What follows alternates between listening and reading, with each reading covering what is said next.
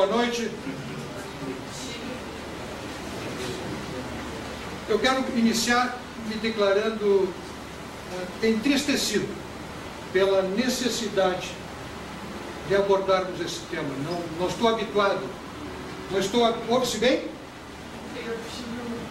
Não estou habituado a isso. Eu normalmente, quando se trato de assuntos ligados à igreja, eu fico na posição de defender a posição da igreja, defender a hierarquia, defender o ensino cristão, anunciar as verdades cristãs. Os que estão aqui me conhecem sabem que é isso. Então é com muita contrariedade pessoal que eu me senti obrigado, nesta campanha da fraternidade, a promover algumas contestações que os senhores e as senhoras tiveram a oportunidade de ver na imprensa, por duas razões. Primeiro, porque em dever de consciência achei que devia. Segundo, porque tinha um espaço. Muitas pessoas talvez tivessem querido escrever, mas não tinham um espaço. Eu tinha um espaço para escrever e escrever. Eu sei que isso suscitou contrariedades, certamente não maiores do que a minha, com a necessidade de fazê-lo, mas suscitou contrariedades. Sinto muito, mas fiz questão de cumprir a minha obrigação como leigo. E quando estávamos combinando o modo como iríamos abordar este assunto e como repartiríamos os temas a serem tratados, eu me inscrevi para abordar, fazer uma visão de natureza histórica em relação ao que vem acontecendo, porque tenho a convicção de que nós estamos, a campanha da fraternidade não é mais do que a ponta de um iceberg, a ponta de um problema maior.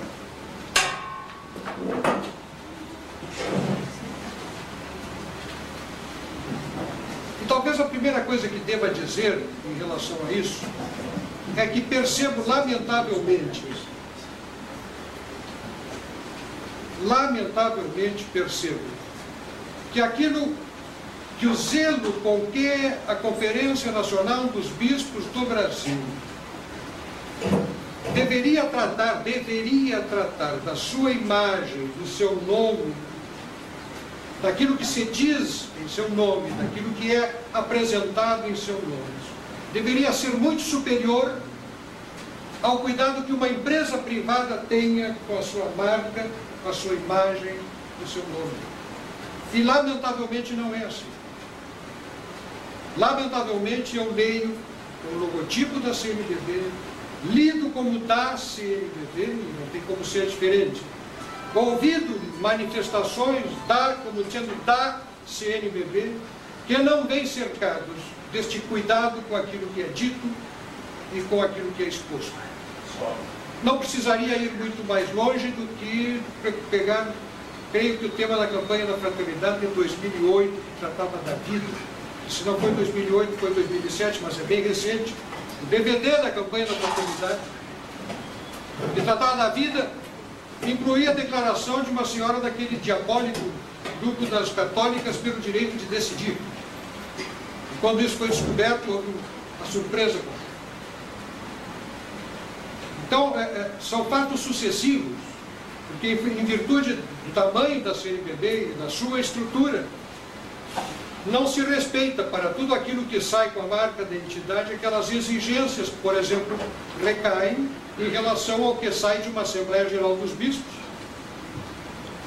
O que sai de uma Assembleia Geral dos Bispos, aprovado pelo Colegiado dos Bispos, é irretocável. Mas depois disso, lá nos bastidores, através dos assessores, através daqueles que produzem os textos, as coisas ganham uma outra conotação. E essa conotação vem infiltrada de métodos de análise que há muito tempo a hierarquia da igreja vem reclamando. Insistentemente reclamando. Que a Santa Sé reprova. Mais adiante aqui eu vou ler alguns trechos dessas reprovações para mostrar que isso foi perfeitamente identificado no Vaticano. Então nós estamos seguindo por um caminho que a meu juízo não é bom. Vou ler palavras do Papa Bento XVI. Vale a pena lembrar que em agosto, falando aos bispos do Sul 3 e 4, no dia 5 de dezembro do ano passado, agora, olho no olho, como eu escrevi. Vale a pena lembrar que em agosto completou 25 anos a instrução Libertatis Nuncius da Congregação da Doutrina da Fé sobre alguns aspectos da teologia da libertação, nela sublinhando o perigo que comportava a assunção à crítica feita por alguns teólogos de teses e metodologias de análise provenientes do marxismo. Eu escrevi, mas o Papa tinha escrito antes de mim. As suas sequelas, mais ou menos visíveis, feitas de rebelião, divisão, dissenso. O Papa está falando aos bispos do Sul 3 e 4 na visita do Lima. Anarquia fazem-se sentir ainda, criando nas vossas comunidades diocesanas, nas nossas comunidades diocesanas, grande sofrimento e grave perda de forças vivas. Suplico, diz o Papa, a quantos de algum modo se sentiram atraídos, envolvidos e atingidos no seu íntimo por certos princípios enganadores da teologia da libertação, que ele escreve com minúscula, que se confrontem novamente com a referida instrução. Então isso está perfeitamente sentido.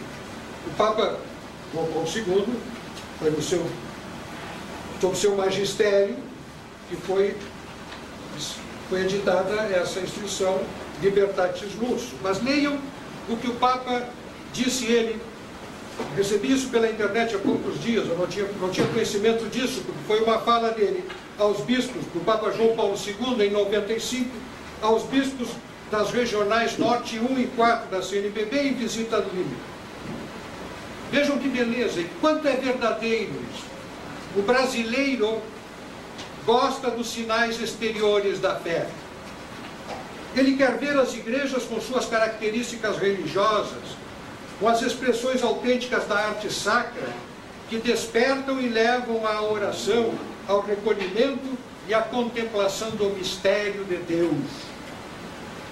Ele quer sentir nas músicas de vossas igrejas o apelo ao louvor de Deus, a ação de graças, a prece humilde e confiante, e se sente desconfortável. O Papa sabe, o Papa sabia, quando esses cantos e suas letras envolvem uma mensagem política ou puramente terrena, e em sua expressão musical não apresentam a característica de música religiosa, mas são marcadamente profanos no ritmo, na linha melódica e nos instrumentos musicais de acompanhamento. É certo que há tanta gente que não possui o suficiente para acalmar a própria fome, mas ordinariamente o povo tem mais fome de Deus que de pão material, pois entende que não só de pão vive o homem, mas de toda palavra que sai da boca de Deus. Mateus 4. Não sabe. Tem gente que não sabe. A campanha da fraternidade é uma excelente ideia. Enquanto eu conheço, ela começou a partir de uma experiência feita na Diocese de Natal, com uma campanha realizada na Quaresma para recolher recursos para obras assistenciais. No ano seguinte, foi em 1962, em 63 isso se expandiu para 16 dioceses do Nordeste, e em 64 estava em curso o Concílio Vaticano II. Os bispos do Brasil, que estavam lá reunidos durante longos períodos de permanência, resolveram expandir a campanha da fraternidade para dar a ela um porte nacional, vivida por toda a Igreja do Brasil, no aspecto, no sentido universal, e promovendo uma unidade de ação, de reflexão, no período da Quaresma, com um bom espaço, procurando um bom espaço de publicidade e de abrangência para essa iniciativa. Nacional, vivida por toda a Igreja do Brasil, no aspecto, no sentido universal, e promovendo uma unidade de ação, de reflexão, no período da Quaresma, com um bom espaço, procurando um bom espaço de publicidade e de abrangência para essa iniciativa. E a primeira, de porte nacional, aconteceu em 1964, sob o inteiro espírito do Concílio Vaticano II, tratando da Igreja em renovação, processo que estava em curso. O concílio terminaria no ano seguinte, com o lema: lembre-se, você também é Igreja. No ano seguinte era a paróquia num processo de renovação, E assim sucessivamente, através dos anos, enquanto ocorriam as primeiras campanhas da fraternidade, estava em curso um outro processo, que provavelmente a maioria de vocês conhece, que foi um processo que de um lado era político, de resistência aos governos militares na América Latina, de outro lado era um alinhamento da igreja, de setores expressivos da igreja, com os movimentos de esquerda que aconteciam de motivação política e ao mesmo tempo doutrinárias e ideológicas de esquerda dentro da América Latina, a partir de alguns teólogos europeus e a partir de um movimento começado no Chile, dos cristãos para o socialismo, e a partir daí também uma série de coisas que foram, de movimentos, organizações que foram se constituindo e produzindo uma determinada direção, e já uma determinada divisão, e já uma determinada anarquia, e já uma acentuada desarmonia dentro da igreja. É nesse espaço que entra a teologia da libertação. O mal que fez, eu, ignorante completo em ideologia, mas acho que não tão ignorante assim sobre as coisas da vida, do mundo, da política e da economia, eu imediatamente acompanhei isso, já não era guri na época, eu vi o que estava acontecendo, percebi e escrevi bastante contra, chamando a atenção. Olha, tem um erro enorme nisso. Há um erro fantástico, vocês estão dividindo a igreja. E a ideia era mesmo dividir a igreja.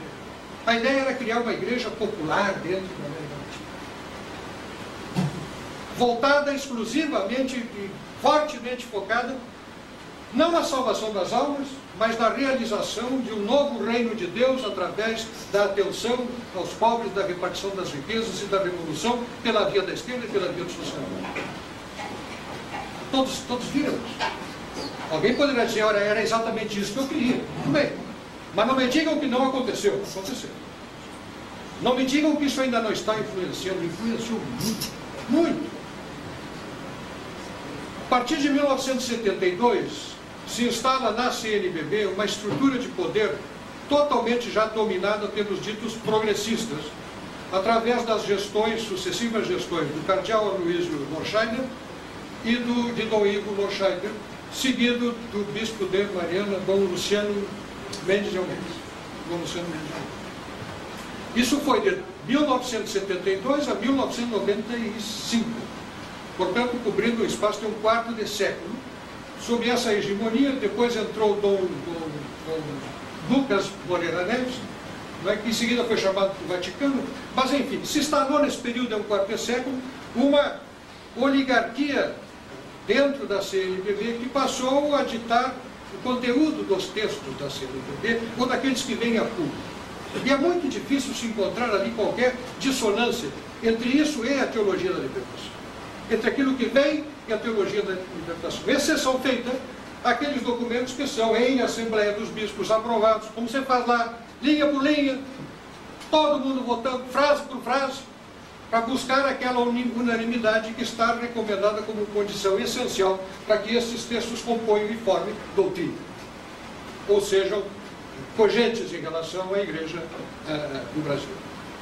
Quando um bispo vota contra, de 1 a 1/3, isso vai para a Santa Sé, poderá ser mandado para a Santa Sé, para, obtendo a aprovação da Santa Sé, tornar-se cogente para toda a Igreja. E quando sai um texto desse, leio, é perfeito. Agora, peguem um documento da CPT, peguem uma manifestação das pastorais sociais, peguem cartilhas que são publicadas por aí.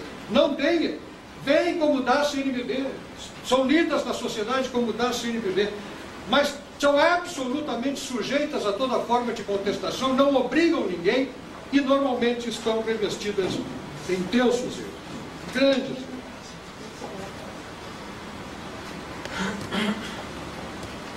Aquela visão da igreja, de que a igreja... aliás, quando o documento de Medellín fala na opção preferencial pelos pobres, isto foi goiabada com beijo. Aliás, qualquer pensador socialista como Gramsci, por exemplo, jamais sonharia encontrar um suporte tão significativo para os seus objetivos de formação da hegemonia como aconteceu quando o pobre do Evangelho Pobre que ilumina com a sua presença a vida cristã através das Sagradas Escrituras, se converteu no excluído à luz da teologia. O Evangelho não fala excluído, o Evangelho fala em pobre. E o pobre virou excluído. Porque se olhamos a palavra excluído, ela pressupõe que haja alguém que está incluído. E tirar-se daí que o excluído é excluído porque o incluído está incluído é uma barbárie. Tirar-se daí que o pobre é pobre porque o rico é rico é outra barbárie. Qualquer idiota entende. Quanto mais idiota, mais facilmente entende. Mas é falso. É falso. Quem tiver um pouco de luzes perceberá que é falso. Então essa ideia que vem do método de análise marxista, que dominou parte significativa da igreja, que fez a maioria dos bispos do Brasil, que foi para dentro do seminário, anos a fio. Se entrássemos numa livraria religiosa, era difícil encontrar alguma coisa que não fosse da teologia da libertação. João Sobrinho, Pablo Richa, Gustavo Gutierrez, Leonardo Boff, Frei Beto, né, ou os europeus, o Padre Coblin, Metz, Bolton, enfim, era o que se encontrava para. Isso aí foi para dentro dos seminários, formou a consciência social e o religioso e o modo de compreender a religião e a vida social de duas gerações de padres. Então isso está presente. A única coisa que eu peço é o seguinte: não me chamem de bobo. Eu posso ser burro, eu posso ser analfabeto, mas não sou bobo. Vocês não me digam que eu não li o que li, que eu não vi o que aconteceu não aconteceu como aconteceu. Não me digam. Se alguém tiver alguma dúvida em relação a esse permanente alinhamento da maior parte dos documentos que não saem, estão saindo da Assembleia Geral dos Bispos, saem das suas assessorias, ou saem com a assinatura de um bispo, como uma cartilha, como um documento, se nós olharmos qualquer um deles, vocês jamais verão alguém da esquerda brasileira se levantar para dizer que está errado. Aliás, olhem e me digam, nos últimos 30 anos, quando é que alguém dessa esquerda militante, ativa, patrulhadora brasileira, contestou alguma coisa que viesse daí? Estão sempre de acordo. Então não me digam que não há uma alinhamento, ou que estamos perante meras coincidências. Não me chame de bobo.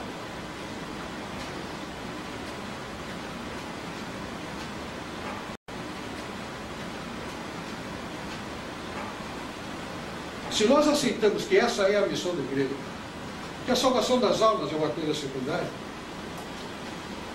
não, ninguém disse isso, gente, para um pouquinho, está exagerando, está ficando paranoico. Então vamos ver o que o Leonardo Boff diz. Não lá atrás, década de 60, o que ele disse em 2003, numa entrevista à Agência Brasil, falando da teologia da libertação. É uma teologia que faz sentido. A outra não faz. Essa faz sentido. A outra, com 2000 anos na igreja, a teologia dos padres da igreja, essa não faz sentido. Porque a que faz sentido é a teologia da libertação, que ajuda a criar uma visão das coisas. A outra é cega, a outra é opaca, não permitia compreender nada. Não necessariamente cristã essa teologia, porque nós não estamos interessados em que haja mais cristãos. Não importa. Estamos interessados em que haja mais cidadãos participativos, sensíveis, justos, lutadores pela libertação dos seres humanos, e o cristianismo como uma fonte geradora de pessoas assim, que vão para o inferno, mas que gerem pessoas assim. Então não estou exagerando, né? Está tudo bem, tudo escrito. Não me digam que eu não estou lendo. Estou lendo. Palavras dele. E o Frei Beto? O que diz o Frei Beto? Artigo ao Jornal do Brasil, 6 de abril de 1980. O que propomos não é teologia dentro do marxismo, mas marxismo dentro da teologia.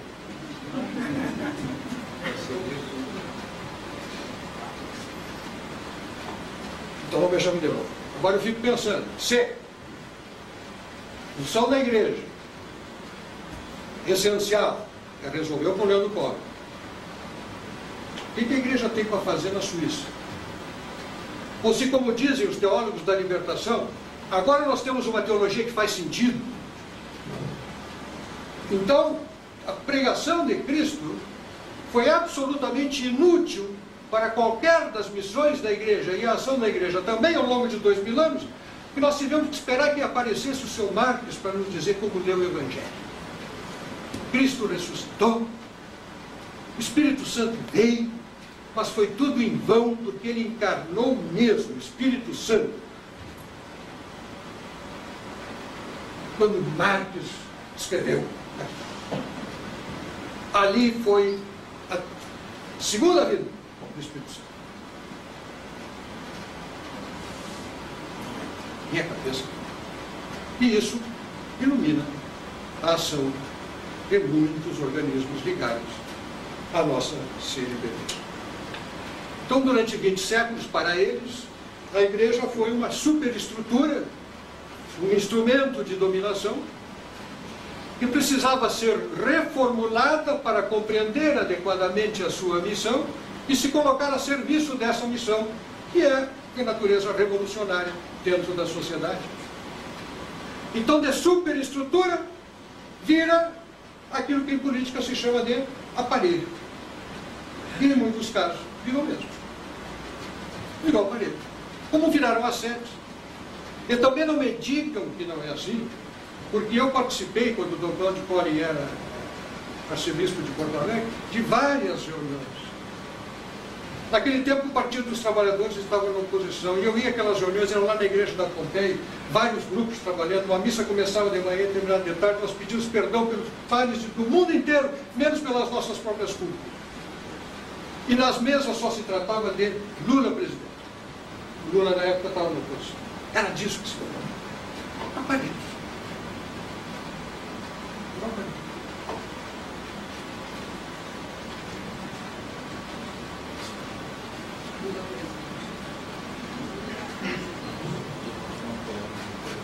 Então, ou seja, o episódio da campanha da fraternidade é um episódio de agora, mas há um problema muito maior, bem mais antigo, que vem acontecendo com uma série de problemas vultosos problemas. Vou pegar, lembra da campanha do ano passado? Quem é que lembra qual foi a campanha do ano passado? Não. Era sobre a violência e criminalidade. Violência e criminalidade. O texto base, é assim, ó, se pegar lá, provavelmente é assinatura de um bispo. E o resto foi feito pelos assessores. Talvez sejam os mesmos de sempre, não sei. Mas são todos afinados pelo mesmo diapasão. O texto começa dizendo que a violência chegou no Brasil com os portugueses. Até então, os índios brasileiros viviam em paz. Era o paraíso perdido, um recanto do Éden, onde as tripulias de Adão e Eva não haviam chegado. Eles continuavam vivendo no paraíso. Eles só usavam seus arcos e suas flechas para caçar capivara com todo o zelo ecológico. E muito provavelmente, quando comeram, palavra essa, Dom Pedro Fernandes Sardim, certamente era porque o bispo de fato devia ser muito apetitoso a partir de nome, e eles o partilharam fraternalmente. Estou fazendo ironia, mas o que o texto dizia é isso. Violência chegou no Brasil com os portugueses. E tudo que dali para frente se falava sobre a violência no Brasil era imputado à responsabilidade, sabe de quem? Cada um de vocês que está aqui, nós todos somos culpados pela violência. E aquele que pratica a violência contra nós, ele é uma vítima da violência que nós praticamos contra ele. E nós, de maldosos que somos, ainda os colocamos na cadeia como vingança social. E era esta a palavra usada. Nós somos vingativos em relação àqueles que nos matam nas ruas por qualquer motivo.